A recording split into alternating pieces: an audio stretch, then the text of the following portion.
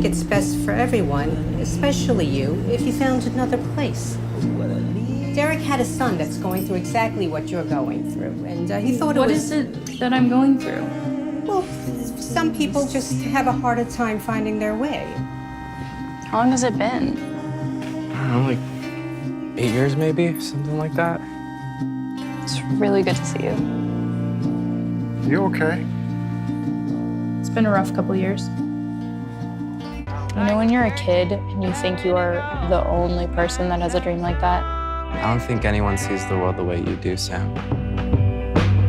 Are you still standing in the doorway, waiting on others to rise? Well, hello. How are you, Samantha?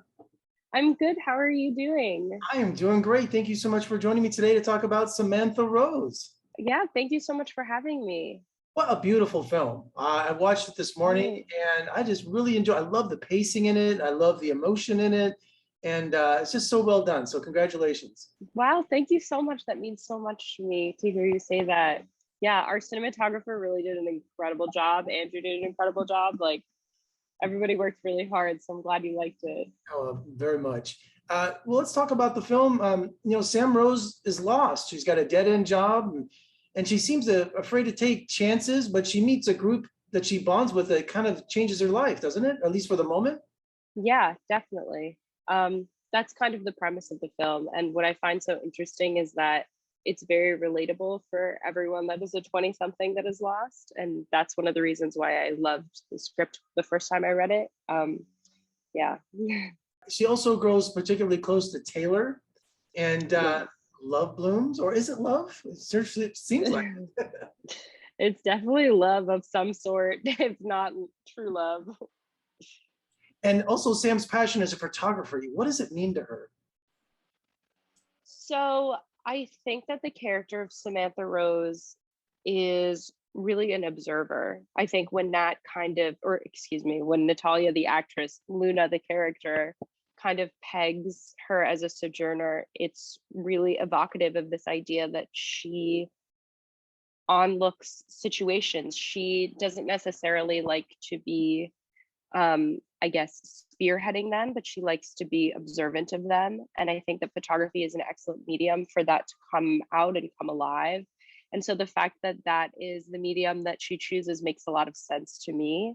And I'm a photographer myself, and so it's special that I got to share that with the character, because my love of photography definitely was genuine in the film. And all the photos that I genuinely took were in the film too. And especially black and white. I think that's it's so much more expressive when you use black and white film. Yeah, I completely agree. And we went to this incredible photo studio in Portland that does the messy, sloppy edge of the enlargement. And it's just it makes all the difference. Emotive wise, it makes it more dramatic and more intense, and it just was really beautiful. So shout out to Blue Moon. And Samantha Rose, she ended up finding a family almost of sorts with this group of, I call them bohemians, because they're picking wine and they're doing all these things on their own, almost like a commune. Did that happen in real life on the set with the actors? It seems like it seems so natural that did you bond as a real family? Well, we definitely bonded as a real family then and there, but we actually had known each other prior, not very well. And so our bonding on set definitely got more vulnerable and more intimate. But I think that the prior knowledge of each other and each other's emotions it was a good stepping stone into that kind of vulnerability that you share with the cast members. And I noticed that in the movie, they're working at Vineyard and they're making their own wine. I think you're the only actress outside of Lucy that stomps on her own grapes. Yeah, that was crazy. It was cool though. It felt so weird. And the soundtrack, I think I counted over 20 songs in the final credits. This movie is so song rich. How did you find, as producer of the film as well, how did you find all these different songs for your film? So Andrew, the director, who's also, one of the producers, his friend Chris York did the music supervision, and he really is a genius. He just takes the whole credit. And on set during the time that we were filming, we were really obsessed with Big Thief. And I think and at the beginning, Andrew had made us all a playlist of kind of how he wanted the emotions to pan out in a song way. And Sam Johnson, one of the production assistants, showed him what we were listening to, and he like added it to the playlist. I think it translated really well to Chris. And so a lot of the music that you're hearing is from them, but like all of the music that you're hearing is kind of similar vein. Just really great stuff. And he's a genius. Like, he really knows what he's doing. And Andrew Morgan is writer and director of the film. It seems almost like he wrote this movie for you.